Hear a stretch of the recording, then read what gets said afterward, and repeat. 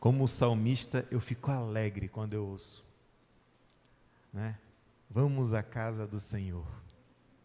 Quantos ficam alegres de vir na presença de Deus, de participar do culto, de celebrar, de apresentar gratidão, apresentar ação de graças e também interceder pelas pessoas? Quantos de nós nos animamos a fazer isso? Tem sido tão difícil hoje em dia.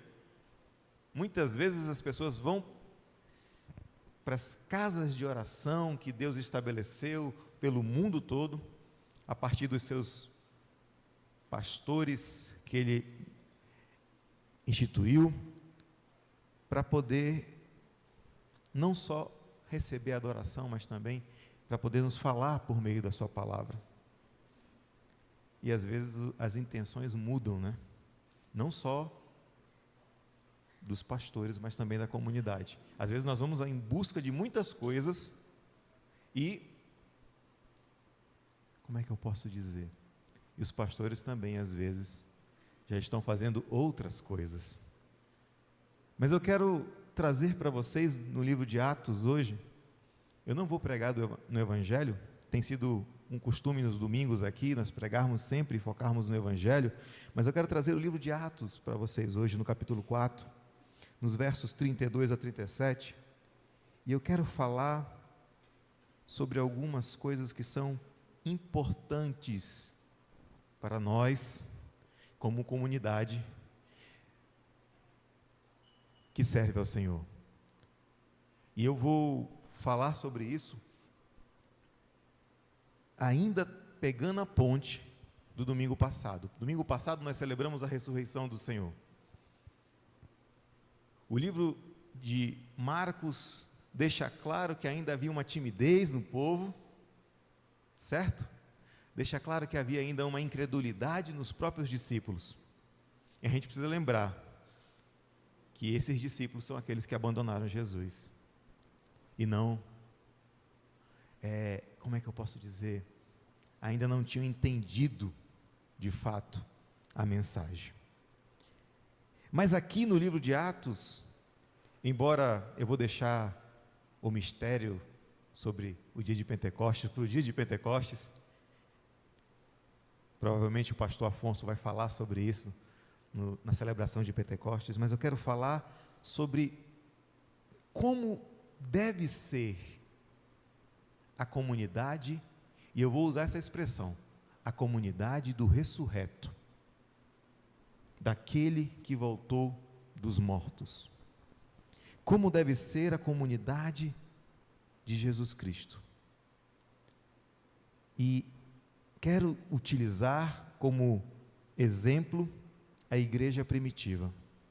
Mas eu quero, antes de mais nada, deixar claro a vocês, nós não podemos olhar de forma romântica para a igreja primitiva, achando que não havia falhas, imperfeições e problemas. Se nós formos muito sinceros e olharmos para as cartas paulinas, para os textos de Atos, nós vamos encontrar problemas sim, na comunidade primitiva, nos primeiros cristãos. Mas a questão não é se havia ou não problema, a questão é como lidar com os problemas da igreja. É claro que naquele contexto haviam, como é que eu posso dizer, haviam outras situações e experiências. Hoje vivemos um tempo um tanto diferente, embora os problemas da igreja sejam os mesmos, mas é preciso olhar com essa maturidade, e eu quero convidar vocês a ter essa maturidade. Não olhem para a igreja primitiva como se ela não tivesse problemas, mas olhem para ela como um modelo, segundo o livro de Atos, para a igreja de hoje. Um modelo de como se resolve o problema, um modelo de como se vive o Evangelho, um modelo de como se vive em comunidade. No tempo de hoje, nós somos desafiados a viver em comunidade muito mais do que naquele tempo. Às vezes a gente prefere ficar no conforto dos nossos lares do que sair, por exemplo, numa sexta-feira, depois de um dia cansativo de expediente, para ir orar junto com os irmãos e irmãs. Eu não estou dizendo que você não deva, quando não dá, acompanhar o encontro de oração pela internet. Mas é bom que você venha aqui e se reúna com seus irmãos para orar, porque isso agrada a Deus. A igreja é um organismo vivo que é formado por pessoas que vivem em comunhão, e essa comunhão ajuda que ela cresça. É importante usarmos as tecnologias hoje? Sim. Muita gente está nos acompanhando pela internet. Aqueles que não podem estar aqui presencialmente estão nos acompanhando pela internet. O problema é quando nós usamos a tecnologia como desculpa para não nos reunir. Então, dito isso, eu estou dizendo para vocês, há sim, na igreja de hoje, desafios próprios do nosso tempo. Mas todos eles acabam refletindo os mesmos problemas enfrentados pela igreja de Atos dos Apóstolos, pela igreja que foi formada pelo apóstolo Paulo, por Pedro, por Tiago. Todas elas enfrentaram um desafio humano muito comum. E no Brasil, ultimamente, tem sido um desafio muito claro. Eu quero falar de 3 características que devemos cultivar na nossa igreja. Eu vou colocar só 3, porque senão eu vou extrapolar o tempo. Eu gosto de falar sobre esse tema, mas eu extrapolarei o tempo se eu continuar colocando mais características. Não quer dizer que se limitem a essas características, mas características de uma comunidade que representa a comunidade do ressurreto, a comunidade da nova aliança, a comunidade que tem em Jesus Cristo o Senhor da vida. São 3 características importantes que não devem faltar. E eu vou começar pela mais difícil hoje, no nosso tempo, que é unidade. A primeira característica que uma comunidade cristã, que a igreja de Cristo deve ter, é a unidade. O livro de Atos, no capítulo 4, no verso 32, eu vou ler na versão da minha Bíblia, que é a Almeida 21, mas a versão que foi lida foi NVI, fala a mesma coisa, usando outras palavras, que é assim: a multidão dos que criam estavam unidas de coração e de propósito.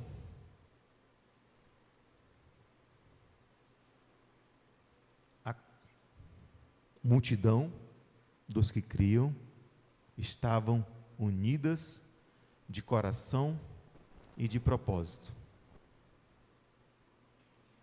Será que o autor está dizendo que eles não tinham divergência?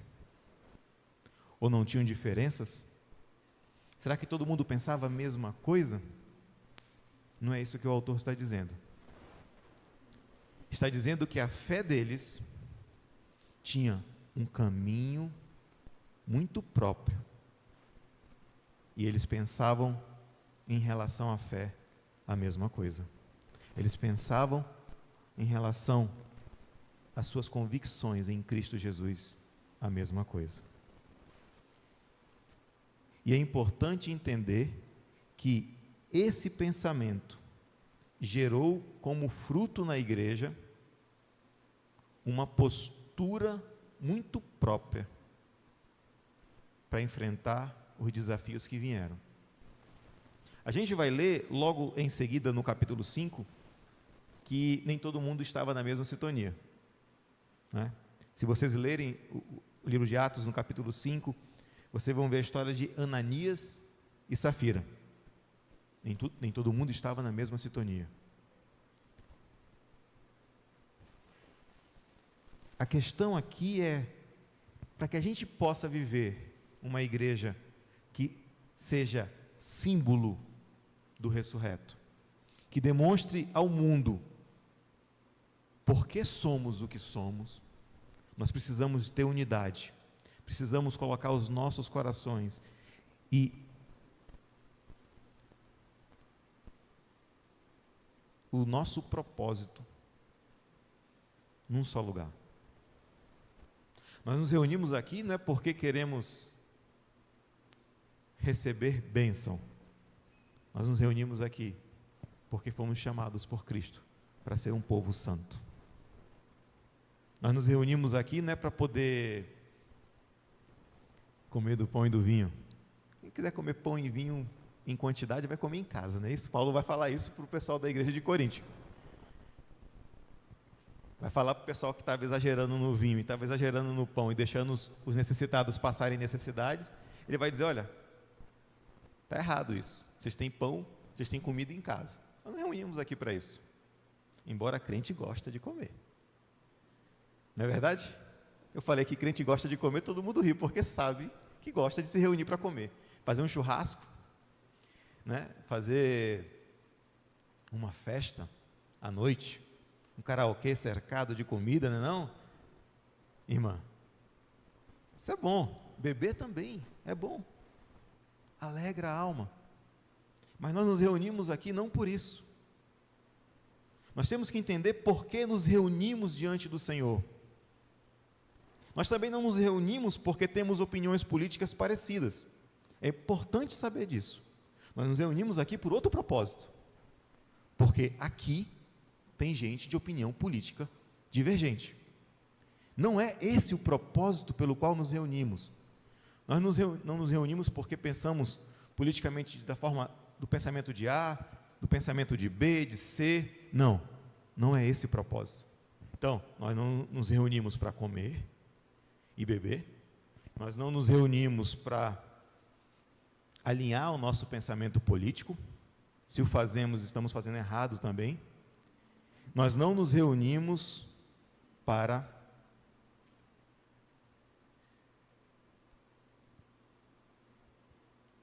agradar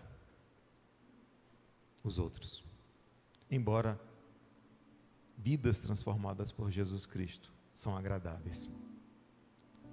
A palavra vai dizer lá, ainda em Atos, mais na frente, eu vou deixar isso com um detalhe aqui, eles caíam na graça do povo. Significa o quê? Que eles eram agradáveis. As únicas pessoas que se incomodavam com a igreja, isso é importante que você coloque na sua mente, as únicas pessoas que não se agradavam da igreja eram os poderosos, porque a igreja questionava a sua forma de ver o mundo. Já pararam para pensar nisso? Diante do povo o evangelho era agradável, diante dos poderes deste mundo o evangelho era desagradável. Então, já que não nos reunimos para isso, qual era o propósito da reunião? Já que eles tinham um propósito apenas, o propósito de estar diante do Senhor em santidade, de ser grato àquele que nos redimiu. A igreja, aqui no livro de Atos, é a igreja do ressurreto. Ela é diferente daquela igreja que estava lá no livro de Marcos e em parte dos outros evangelhos, acovardada porque ainda não tinha experimentado de fato o poder da ressurreição. Aqui, a igreja experimentou o poder da ressurreição e tinham como propósito viver a nova aliança. Mas como viver a nova aliança? No Evangelho de Lucas, capítulo 4, Jesus, quando fala sobre, citando Isaías 61, ele vai dizer que Deus tinha estabelecido o tempo de anunciar as boas novas aos pobres, libertar os cativos e assim por diante.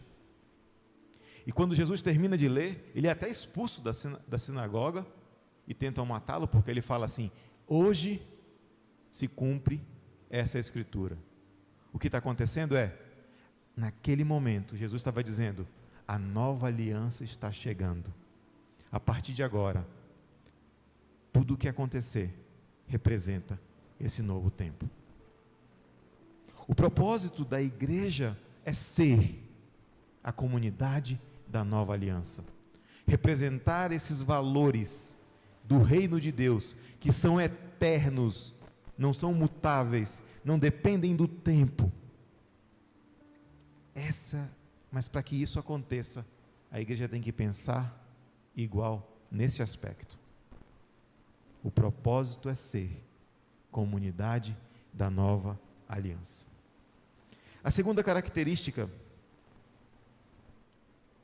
que eu quero falar aqui, que é consequência da primeira, já que eu quero ser parte do povo da nova aliança, porque Jesus Cristo me redimiu, me comprou para ser seu povo,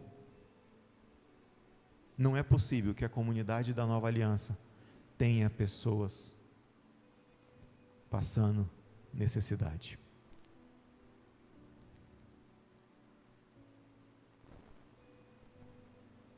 Eu posso dizer com toda a tranquilidade do mundo, o que mais entristece o Espírito Santo é ver igrejas ricas, que têm no seu meio pessoas passando necessidade. É ver igrejas gastando horrores com programas, e tem pessoas passando fome. Tem pessoas às vezes que tiram do que tem, não comem, para que o pastor possa andar de carro 0 quilômetro. Porque pega um pedaço desse texto mesmo aqui que nós estamos lendo, para justificar que recebiam os apóstolos os bens aos seus pés. Mas a Bíblia deixa bem claro, em seguida, quando os apóstolos recebiam, distribuíam para que não houvesse necessidade no meio dessa nova comunidade, a comunidade da nova aliança.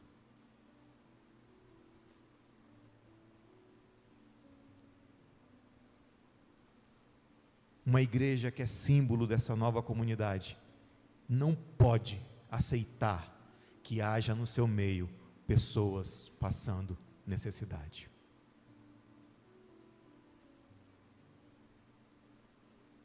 E não é só necessidade física e material, é necessidade espiritual. Porque hoje há no nosso meio muitos abusadores espirituais. Hoje há no meio da igreja pessoas que se aproveitam da fé alheia para extorquir, para maltratar e para controlar. Então temos que ter muito cuidado de não estarmos sendo a comunidade da nova aliança. Porque se há no nosso meio pessoas passando necessidade, seja ela qual for, é porque há no nosso meio impedimento para a ação do Espírito Santo. Temos que parar de achar que o Espírito Santo é o espírito do oba-oba, que só vem aqui para satisfazer os seus desejos, para te deixar emocionado, para te distribuir dons. Se você não sai daqui comovido a cuidar do seu irmão, da sua irmã, é porque não foi o Espírito que mexeu contigo. Como eu disse, eu falo com toda a tranquilidade do mundo isso. Porque aqui diz que não havia, olha o verso 34, pois não existia nenhum necessitado entre eles. A pergunta que eu faço a vocês hoje: há quem passe necessidade no nosso meio?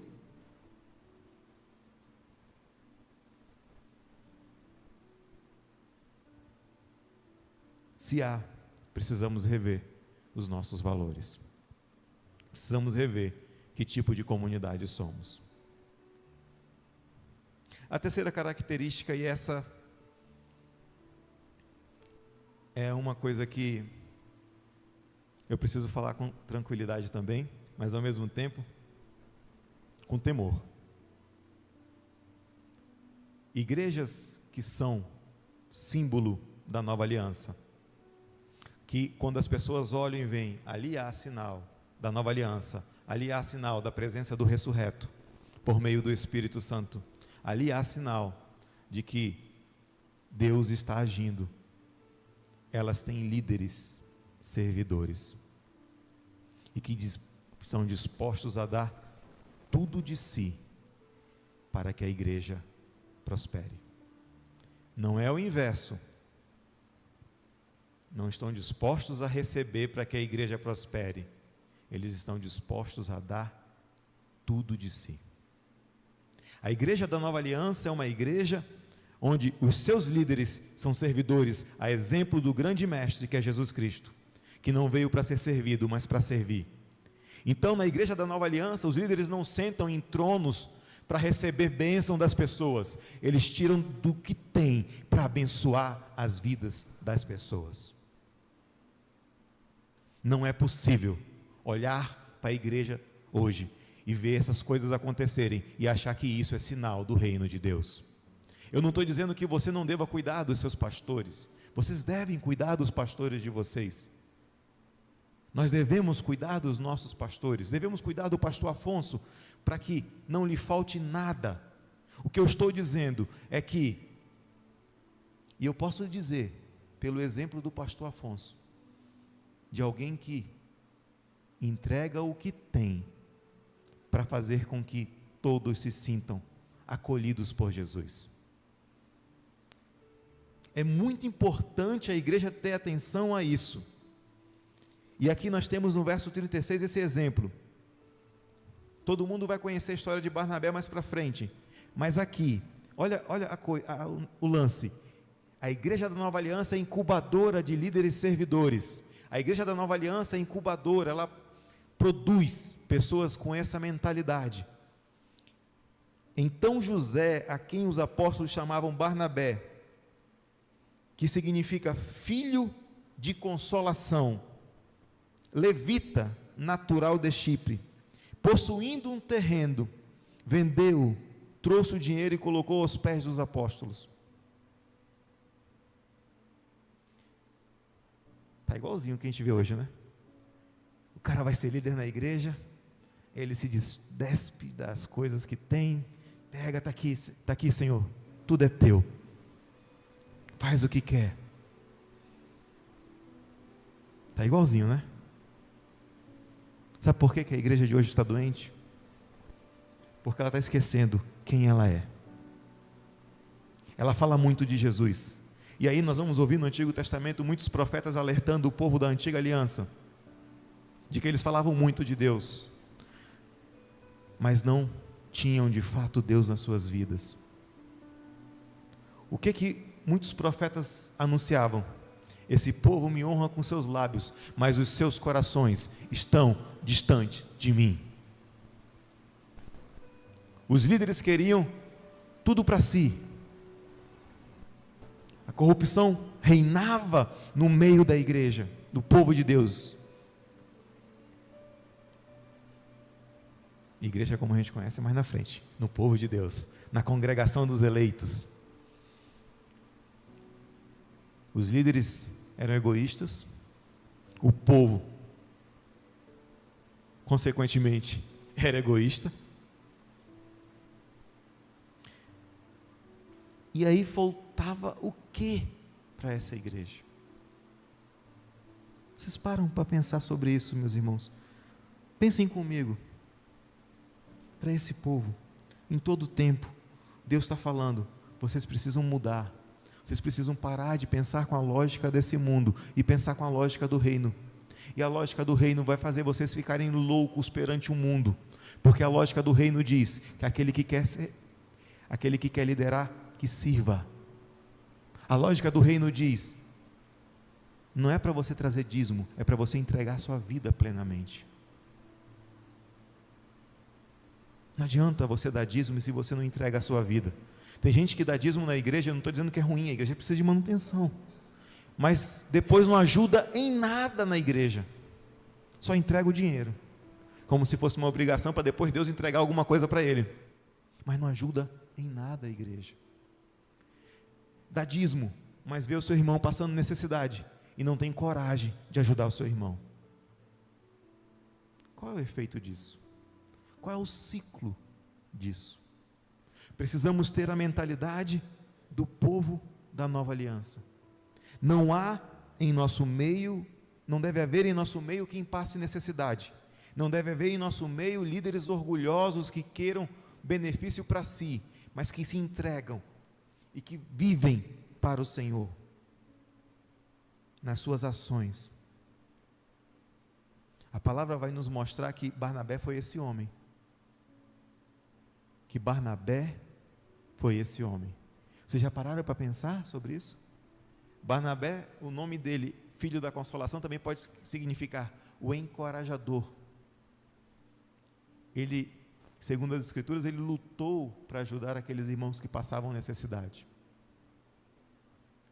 É importante dizer aqui, e aí eu preciso frisar, porque às vezes as pessoas olham e veem, epa, essas pessoas davam tudo, então não ficavam com nada, não tinham casa, não tinham... Não, eles tinham. Senão, a gente não vai ler nas Escrituras que a igreja se formou na casa de fulano, a igreja se formou na casa de Beltrano. O que está querendo dizer aqui é que havia solidariedade. Não é possível viver a nova aliança sem cuidado. Isso faz referência ao livro de Deuteronômio, em especial no capítulo 15. Há uma referência clara. Lá no capítulo 15, Deus fala ao povo que quando eles recebessem a terra da promessa, e fosse o sétimo ano, o ano do perdão, ele deveria perdoar a dívida dos outros, e não deveria haver no meio do povo pobres, quem passasse necessidade. O livro de Atos está nos revelando que Lucas está dizendo, aqui está a verdadeira comunidade da nova aliança, porque aqui se vive isso, se esforça para viver esses princípios, o princípio do cuidado, da solidariedade, da entrega e de ter tudo em comum. Não é um pensamento a respeito de tudo, mas é um pensamento de que não é possível ir para frente se todos não estão bem. É tudo igual a esse mundo, né? O mundo diz que você tem que vencer os outros. Jesus diz, você tem que levantar o outro e fazer ele andar junto contigo. O mundo diz, para que você seja campeão, você tem que ser um pouco egoísta. Jesus disse, o teu egoísmo pode te levar ao inferno. Há uma diferença nessa comunidade. Então, meus irmãos, a gente se pergunta, por que não vemos tanto milagres, tantas curas no meio da igreja? Por que não vemos tantas coisas acontecerem hoje? É porque a igreja está esquecendo de ser símbolo da nova aliança. A igreja está esquecendo que ela representa aquele que ressuscitou dentre os mortos e que entregou tudo para que tenhamos tudo também. A igreja está esquecendo disso. É por isso que há doentes em nosso meio. É por isso que Deus, não é que Deus não tem feito milagre, é por isso que tem sido difícil ver hoje em dia.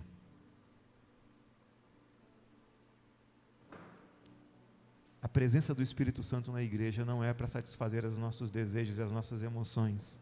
A presença do Espírito Santo na igreja é para lembrar-nos de quem somos, para onde vamos e quem servimos. A Bíblia fala, seria uma quarta característica, mas eu vou encerrar por aqui, que havia demonstração do poder de Deus no meio da igreja.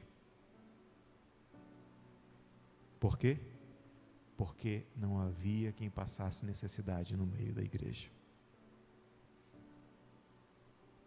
O maior milagre hoje não seria Deus fazer o paralítico andar, não. O maior milagre hoje seria Deus fazer você tirar do seu bolso para ajudar alguém. Ah, mas vão ter gente que vai se aproveitar disso. A gente vai ver mais na frente na história da igreja. Mas tem a resposta de Deus para isso também. Vai ter gente que vai virar parasita nessa situação. Vai. Infelizmente vai, meu irmão. Vai, minha irmã. Mas não cabe a você ser juiz sobre a vida de ninguém. Cabe a você fazer a sua parte para que o reino de Deus cresça no nosso espaço e alcance mais vida. Não cabe a mim ser juiz. A mim cabe a pregação da palavra, a entrega dos sacramentos. Não cabe a você ser juiz. A você cabe viver a palavra, participar dos sacramentos e partilhar o que você tem, para que ninguém sinta falta de nada. Amém? Esse amém foi fraco. Esse amém foi meio... Peraí, como é que é? Vamos ficar de pé, meus irmãos?